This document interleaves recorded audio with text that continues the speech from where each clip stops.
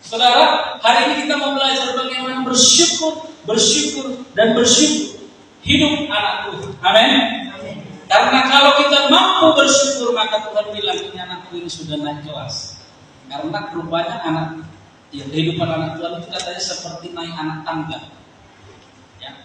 Kalau orang yang gampang sekali bersungut-sungut, sebenarnya dia masih ada di level yang rendah, di anak tangga yang bawah. Karena dia selalu bilang, nggak ada yang pertolongan Tuhan, nggak ada yang mujizat Tuhan. Tetapi seorang yang sudah dewasa rohani, dia sudah naik ke tangga yang paling tinggi dan berkata, di ujung sana ada jalan keluar. Katakan amin. Di ujung sana ada pertolongan Tuhan, sehingga ketika ada kesulitan dia tidak langsung bersungut-sungut, dia bisa berkata, mampu percaya Tuhan pasti menolong. Salam dulu kanan kirinya, katakan bersyukurlah kepada Tuhan. Amin. Hari ini kita belajar dari Efesus. Mari kita buka Alkitab kita.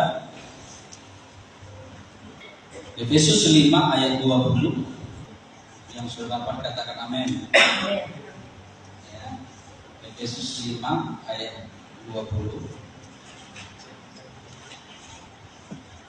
Kita baca bersama-sama. 2, 3, ya. Ucaplah syukur senantiasa atas segala sesuatu dalam nama Tuhan kita Yesus Kristus kepada Allah. Saudara, ayat ini kalau kita perhatikan nanti ada 3 hal yang jelas dikatakan di dalam Efesus pasal yang kelima ini, saudara. Yang pertama, ucapan syukur itu adalah perintah Tuhan. Garis bawahi kata ucaplah syukur. Saudara, kalau saya di lapas seringkali orang bertanya, bagaimana saya bisa bersyukur kalau situasi seperti ini, Pak? Bagaimana saya bersyukur kalau keadaan saya seperti itu? Saya bilang, mengucap syukur adalah perintah Tuhan. Mengucap syukur bukan aku suka atau tidak suka. Mengucap syukur adalah berbicara tentang perintah Tuhan. Saudara bisa bilang, bagaimana caranya aku hari ini bisa tersenyum dan berkata terima kasih? Itu bukan masalah like or dislike. Itu bukan masalah kita hari ini mengalami hal baik atau tidak. Tetapi itu berbicara tentang perintah Tuhan. Sehingga setiap hari ketika kita bangun pagi, kita harus berkata terima kasih Tuhan. Apa? Untuk kasih setiamu yang ku alami. Lanjut. Dari hidupku. Ya, saudara, mengucap syukur adalah perintah Tuhan. Ucaplah syukur. Nah, saudara, dalam ayat ini kalau kita baca dalam Efesus 5, sebenarnya konteks ini berbicara tentang hidup anak-anak terang. Bagaimana seharusnya kita sebagai anak-anak terang. Paulus sebagai penulis kitab dalam ayat ini selalu mengajarkan kepada jemaat di Efesus bagaimana karakternya harus hidup berbeda dengan orang-orang di sekitar. Bahkan jangan lagi membuat hal-hal yang tidak baik, baik itu pergaulan, baik itu hal-hal yang tidak baik, perkataan yang kotor, banyak hal, saudara. Dari kitab Efesus pasal 5 ini anjurannya banyak sekali. Tetapi menarik karena di dalam ayat yang ke-20 ditutup dengan berkata ucaplah syukur. Saudara, kalau ini adalah perintah Tuhan, berarti dengan senang hati kita harus senantiasa bersyukur kepada Tuhan. Kalau ini adalah perintah Tuhan, maka besok walaupun ada kesulitan, kita bisa bilang terima kasih Tuhan. Jangan pernah bilang hari ini aku bersyukur, besok tidak bersyukur. Setiap hari kita harus bersyukur. Saudara, ucaplah syukur senantiasa. Satu kali ada seorang lagi-lagi narapidana bilang sama saya, Pak, saya ini kasus pembunuhan. Yang saya bunuh adalah orang tua saya. Bagaimana saya bisa mengampuni atau lepas daripada hal seperti ini? Saya bilang, kenapa kamu membunuh orang tuamu sendiri? Dia ceritakanlah bagaimana kejamnya orang tuanya kepada. Ketika dia bilang itu, saya sebenarnya sudah tidak suka komunikasi karena tahu kasus seperti itu. Saya kayak menjaga jarak sama dia karena kenapa tega seperti itu. Jadi saya tanya kenapa. Dari kecil saya dibuat tidak adil dari orang tua saya. Lalu dia bilang seperti ini, bagaimana caranya saya mengampuni orang tua saya? Maksudnya bagaimana? Sampai sekarang kamu merasa kamu benar? Iya. Karena memang saya merasa ditindas. Bahkan rupanya dia sudah berumah tangga, bahkan sampai berumah tangga kami tidak pernah dianggap dan segala macam. Bagaimana saya bisa mengampuni orang tua saya dan selalu menerima dia?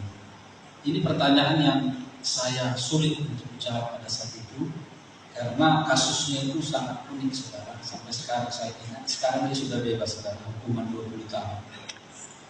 Tapi sampai sekarang saya ingat, saya bilang sama dia, kamu lahir dari orang tuamu itu, bukan kamu yang memilih, tapi Tuhan yang memilih.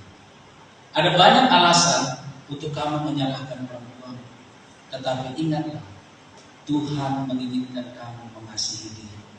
Karena Tuhan yang memilih kamu lahir dari mereka, dan tugasmu untuk mengasihi orang tuamu. Tidak masalah karena apa yang dibuat, lalu kau balas dengan seperti itu tidak. Tetapi ingatlah, mengasihi orang tua, bersyukur kepada apa yang diberikan kepada itu adalah perintah Tuhan. Dari situ dia bilang, mari kita berdoa. Akhirnya saya doakan. Dari situ dia rajin beribadah dan dia bilang, Pak, saya tadi malam didatangi mimpi dan segala macam. Saya bilang, itu cara Tuhan untuk mengingatkan kamu supaya kamu betul-betul menyadari kesalahan.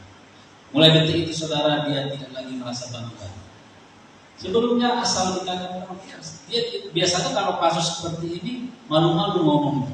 Tapi ketika dia saya lihat ini agak unik anaknya, merasa bangga melakukan kasus seperti itu, saya bilang akhirnya puji Tuhan Bapak Ibu, dia bisa menerima dan mengampuni orang tua dan dia merasa bersalah. Saudara, seringkali kita bilang kepada Tuhan, Tuhan bagaimana aku bisa menerima keadaanku dan bersyukur ketika hal yang tidak baik yang datang kepadaku, ketika hal-hal yang buruk datang kepadaku.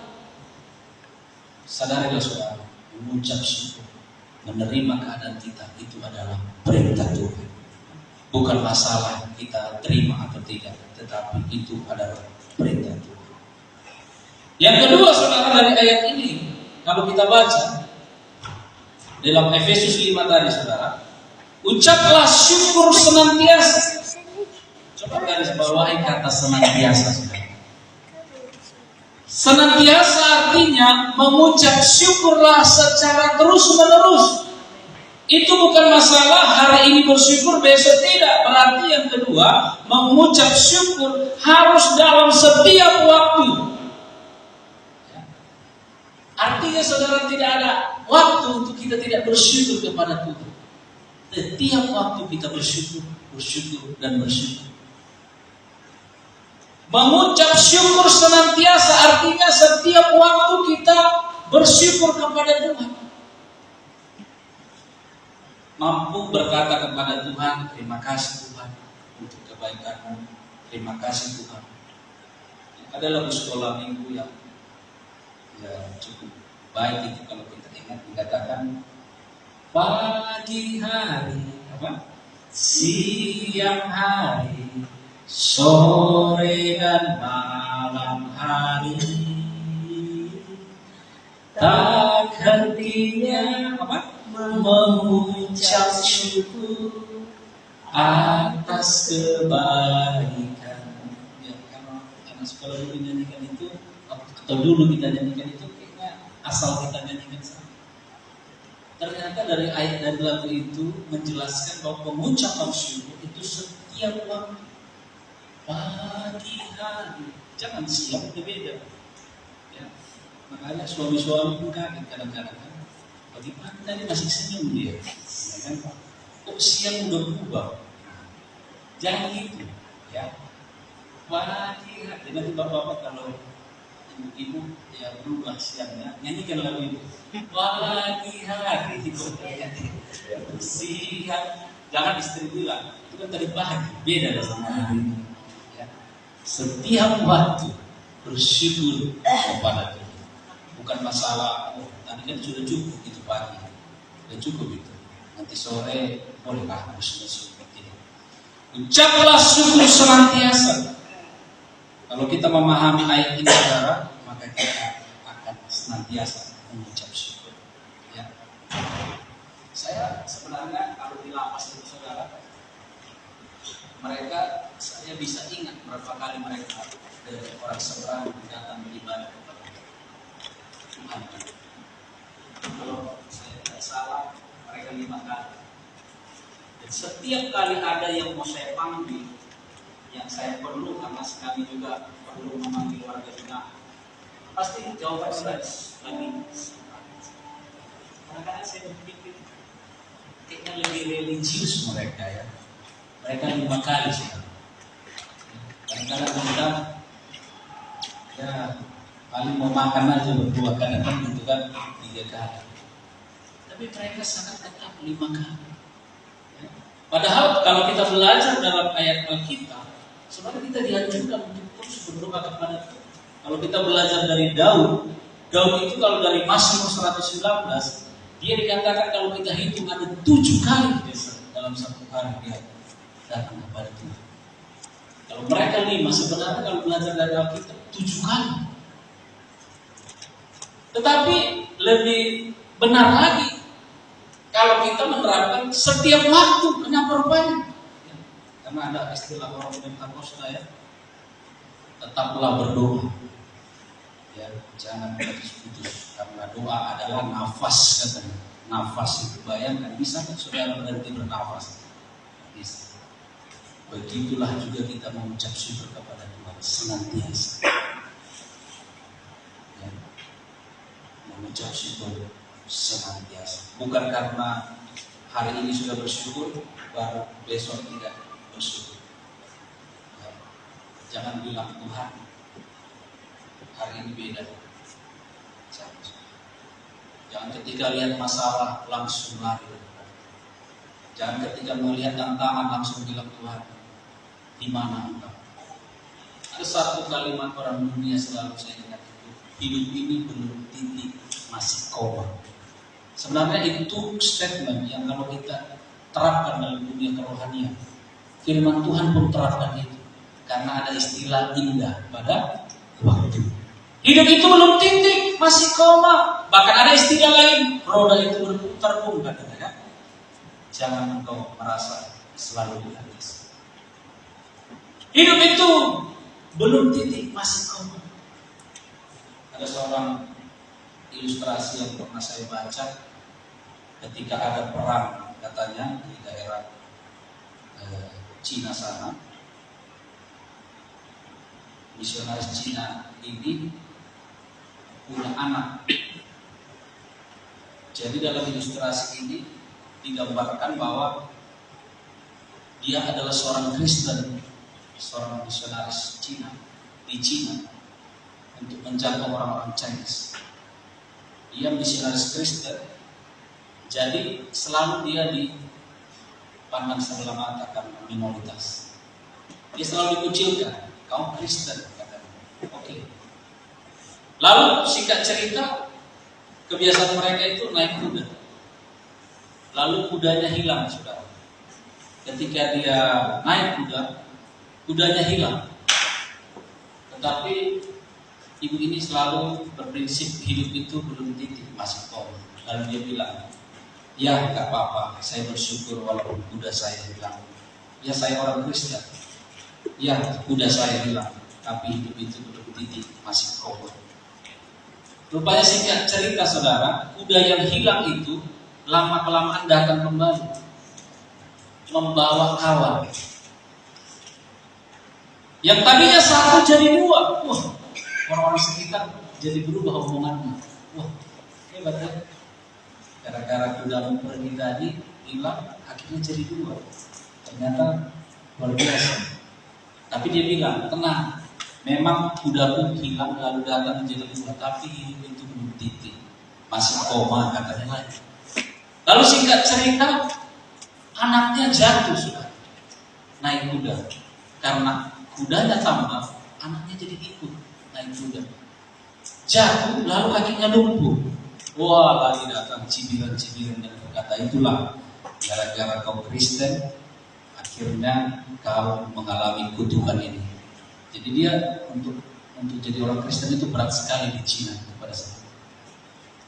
Tapi dia selalu berkata, ya hidup itu belum titik, masih koma. Memang kudaku hilang, lalu kudaku jadi 2. Karena kudaku jadi 2, anakku akhirnya lumpuh karena naik kuda jatuh. Tapi hidup belum titik, masih koma, katanya lagi. Lalu pada saat itu terjadilah perang, saudara. Lalu semua anak-anak muda harus ikut berperang. Tetapi anaknya karena lumpuh tidak diperhitungkan, tidak boleh ikut perang. Anaknya tinggal. Singkat cerita, perang pun usai. Dan semua anak-anak yang dikirim gugur di medan perang. Lalu orang-orang di sekitar mulai lagi ngomong-ngomong, kau yang benar rupanya. Anakmu gak ikut perang gara-gara lumpuh. Ternyata luar biasa berkat Tuhan semua. Tapi lagi-lagi dia bilang, hidup ini masih koma, belum titik. Dalam segala sesuatu kita harus tetap bersyukur kepada Tuhan. Saudara, dari rentetan peristiwa ini, dari kisah ini, jangan langsung kita menyalahkan Tuhan dalam keadaan kita. Ya. Kisah misionaris yang ada di Cina ini mengajarkan kita bahwa jangan langsung kita berpikir stop, hidup sudah selesai. Tidak. Pada saat dia diucilkan orang sebagai orang Kristen, dia tidak berhenti. Dia tetap pada identitas. Ketika pada saat kudanya hilang, lalu orang menyepelekan dia, mengecilkan dia tetap bertahan. Walau ada berkat pada saat itu, dia tetap bilang, iya, tetap bersyukur. Kudaku tambah jadi kuda. Ketika anaknya lumpuh, dia tidak langsung tinggalkan Tuhan dan bilang, ya betullah, stoplah kali ini, tidak. Tetapi dia tetap bersyukur. Selalu ada cara Tuhan untuk memberkati kita. Boleh katakan amin? Salam kanan kiri. Hidup ini belum titik, masih koma, bilang dulu. Haleluya. Belum titik, Bu, ya. Belum titik, masih koma. Ya. Jadi jangan cepat-cepat merepet ega, ya. Jangan cepat salahkan Tuhan masih titik. Amin, Pak Sinaga. Amin. Waktu kami kemarin sharing luar biasa perjalanan Pak Sinaga ini. Belum titik, masih koma. Jangan-jangan Bapak ini jadi kepala desa pula. Kan gitu ya. Belum titik, gak ada yang tahu. Dan kita hanya berserah kepada Tuhan. Dan firman Tuhan katakan, ucaplah syukur senantiasa, setiap waktu. Dan itulah yang membedakan kita. Sehingga misionaris di Cina ini, akhirnya Cina itu banyak yang bertobat. Karena adanya penginjil-penginjil misionaris yang terus bersaksi dan memiliki gaya hidup yang luar biasa di hadapan Tuhan. Kitalah orang yang bersyukur kepada Tuhan, apalagi di komunitas, di lingkungan kita. Coba tunjukkan. Kalau orang udah busuk-busuk, coba bilang, jangan langsung membeli, jangan langsung ya bersungut-sungut, ya, jangan langsung menyalahkan keadaan. Cobalah jadi seorang yang penengah, cobalah jadi seorang yang memberikan solusi supaya orang di sekeliling menjadi tenang dan mengalami damai sejahtera. Yang terakhir, saudara, di dalam ayat ini kita lihat, ucaplah syukur senantiasa atas segala sesuatu dalam nama Tuhan kita. Dikatakan ucaplah syukur senantiasa atas segala sesuatu. Kata segala sesuatu ini berarti ada keadaan-keadaan yang harus tetap kita katakan terima kasih Tuhan. Atas segala sesuatu, baik sedih maupun senang, baik suka maupun duka. Ya, kalau tadi setiap waktu, kalau sekarang dalam setiap keadaan, ya, mau untung maupun rugi. Apalagi saudara? Sehat ataupun sakit. Ya. Ucaplah syukur atas segala sesuatu. Ini yang paling sulit di sini, saudara. Kalau mengucap syukur waktu senang enak sekali. Makanya ada syukuran katanya kan. Tapi kalau lagi kemalangan, bagaimana mau syukur? Belum pernah gitu. Tetapi firman Tuhan katakan, ucaplah syukur senantiasa atas segala sesuatu. Berarti mau kita lagi nyaman, mau kita lagi tertekan, kita tetap bersyukur. Berikan tepuk tangan yang mulia bagi kita. Jangan bilang, oh hari ini aku tak mau bersyukur. Lagi tidak enak ekonomi, tidak bisa, tetap bersyukur. Saya ingat waktu dulu pertama berumah tangga Bapak Ibu, dulu saya masih ngajar musik. Jadi setiap saya ngajar musik dulu, Mak Jesi ini selalu ikut, tak mau ditinggal. Saya bilang gimana caranya? Ya udahlah, waktu dulu kan kalau udah jadi istri kan udahlah, apa-apa lagi bawa kan. Dulu masih ada saya ngajar musik, tak mau saya ikut. Tapi karena bersuami istri pada saat itu belum ada anak, saya ajak dia ngajar les. Jadi dia selalu ikut. Singkat cerita saudara, beberapa tempat saya mengajar, lalu selalu atas selesai karena dia ikut dibawa lagi ke belakang rumah saya punya rumah. Saya ngajar aja, mereka ngobrol. Tiba-tiba udah selesai ngajar, saya lihat di luar sudah penuh sayur, cabai yang dipetik dari kebun ibu itu. Wah, ini mau diapain? Dimasak nanti di rumah. Jeruk semua yang bisa dipetik. Sampai buah pepaya masih mengkal pun diangkat juga. Akhirnya saya bilang ada juga untungnya ikut ini. Ya. Saya bersyukur, tadinya saya apa harus ikut gitu ya. Kalau kita ikuti, bersyukur kepada Tuhan, ada cara Tuhan untuk selalu menolong kita. Akhirnya, ayo saya mau ngajar ke sana, saya ngajak gitu kan. Langsung semangat ya.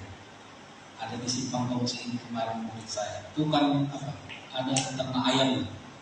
Wah, ini pasti saya bawa telur ayam ini. Saya pikir gitu. Rupanya betul. Bawa telur ayam itu aja. Wah, enggak juga ya, saya pikir gitu. Singkat cerita udah mengandung. Nggak mau lagi aku ikut katanya gitu. Iya. Ayolah. Akhirnya betul. Waktu mengandung karena belum besar dia ikut. Dia bilang orang tuan rumah selalu bilang, iya ya, kapan ini akan lahiran dan segala macam. Puji Tuhan setelah lahiran ada yang menitip pokok, ada yang menitip ini dan segala macam. Wah. Jadi jangan langsung salahkan keadaan, langsung bilang Tuhan harus begini, tidak salah.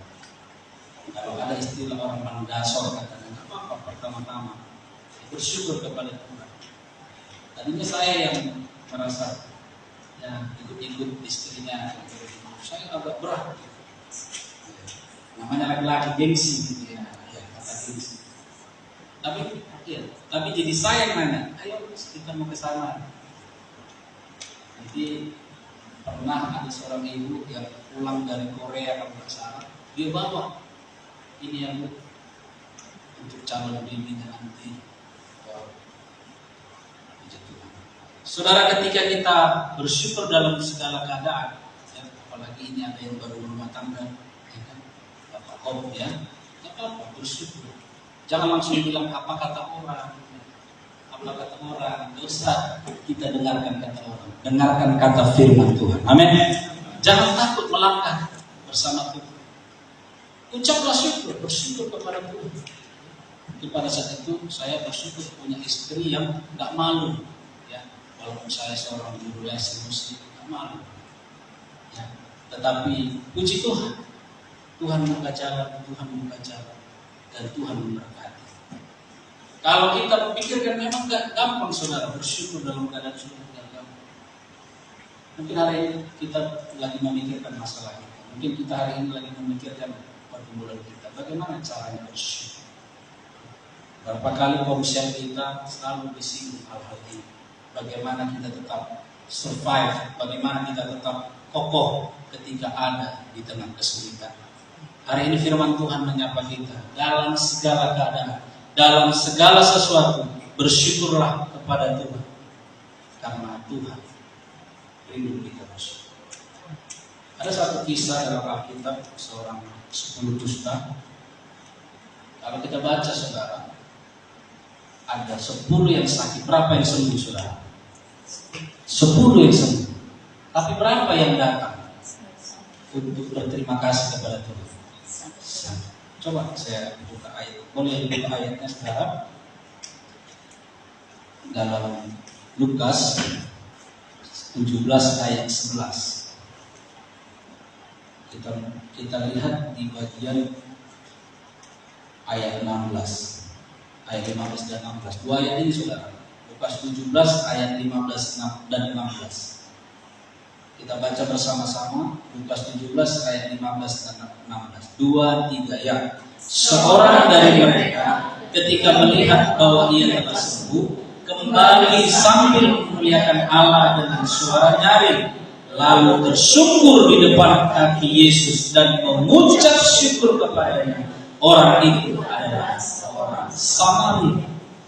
Saudara, memang banyak orang sulit mengucap syukur. Dari ayat ini kita lihat hanya 1 dari 10. Untuk bersyukur itu dari ayat ini kita lihat memang langkah orang bisa kerjakan. Di saat senang pun bisa lupa, apalagi susah. Saudara, biarlah kita di kelompok yang 1, bukan di kelompok yang 9. Amin. Kita di kelompok yang ingat akan berkat Tuhan, ingat akan pertolongan Tuhan. Kita mengucap syukur kepada Tuhan. Jadi jangan bilang, kenapa rupanya kalau aku nggak mengucap syukur? Tuhan tanya, ya kan? Coba lihat ayat 17. Jadi jangan bilang, kenapa rupanya kalau aku nggak mengucap syukur? Ayat 17 berkata, lalu Yesus berkata, bukankah ke-10 orang tadi semuanya telah menjadi tahir? Di manakah yang 9 orang itu? Oh, hati-hati saudara. Tuhan tanya nanti, di mana anakku ini? Bukankah berkat sediakan kepadanya?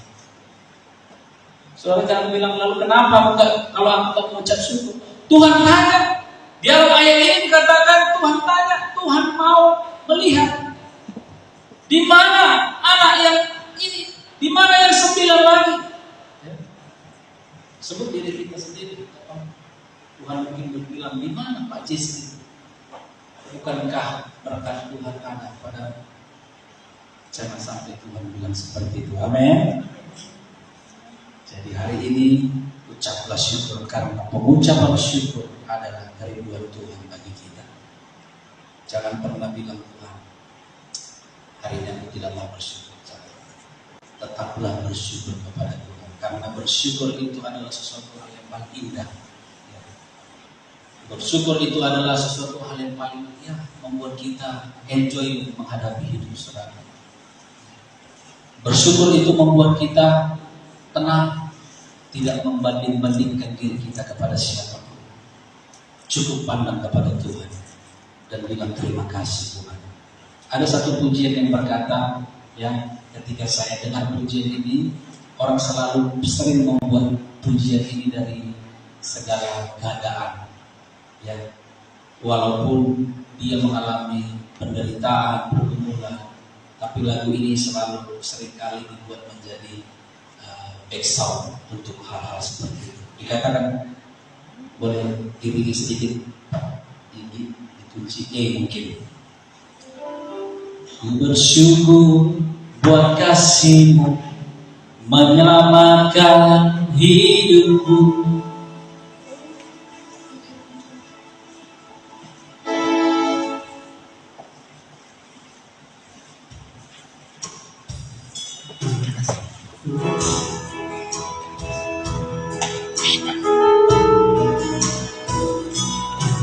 Ku bersyukur buat kasih-Mu menyelamatkan hidupku. Oh Yesus, Tuhan dan Raja-Ku. Dengan apakah ku balas Engkau yang ajaib? Biarlah hidupku hatiku. Sekali lagi kita akan puji.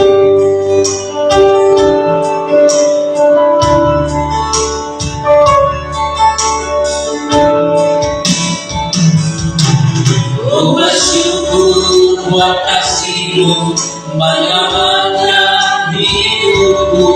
Oh Yesus, Tuhan dan Rajaku. Dengan apa Aku balas anugerah-Mu yang ajaib. Biarlah hidupku selalu menyenangkan hati-Mu. Betapa kagum ku melihat perbuatan Tangan-Mu, ajaib dan mulia kuasa-Mu nyata dalam hidup. Sungguh dapat mengerti besarnya karya-Mu. Oh indahnya, oh yang kasih-Mu. Mari kita renungkan firman Tuhan hari ini. Bukankah Tuhan kita Tuhan yang baik? Bukankah Dia yang sudah memberikan segala untuk kita? Dia yang kaya rela menjadi miskin. Dia raja rela menderita. Begitu besar kasih Tuhan di dalam kehidupan. Biarlah hidup kita selalu bersyukur kepada Tuhan. Tuhan tahu apa yang menjadi kebutuhan kita. Tuhan tahu apa yang terbaik dalam kehidupan. Dan Dia sudah memberikan segalanya. Dia mengorbankan diri untuk kita boleh diselamatkan, untuk kita boleh menerima hidup yang kekal, untuk kita menerima kerajaan surga. Mari bersyukur kepada Tuhan. Bersyukurlah kepada Tuhan. Karena bersyukur itu adalah perintah kerinduan Tuhan. Bersyukurlah kepada Tuhan. Setiap waktu senantiasa. Bersyukurlah kepada Tuhan dalam segala keadaan. Apapun yang kita alami hari ini. Bersyukur kepada Tuhan. Mari kita pakai berdiri karena pujian ini. Ku bersyukur buat kasih-Mu menyelamatkan hidupku. Oh Yesus, Tuhan dan Rajaku. Dengan apa Ku balas anugerah yang ajaib. Biarlah hidupku selalu menyenangkan hati-Mu. Betapa kagum ku melihat perbuatan Tangan-Mu, ajaib dan mulia kuasa-Mu nyata dalam hidupku. Sungguh ku tak mengerti besarnya karya-Mu. Oh indahnya, oh yang kasih. Sungguh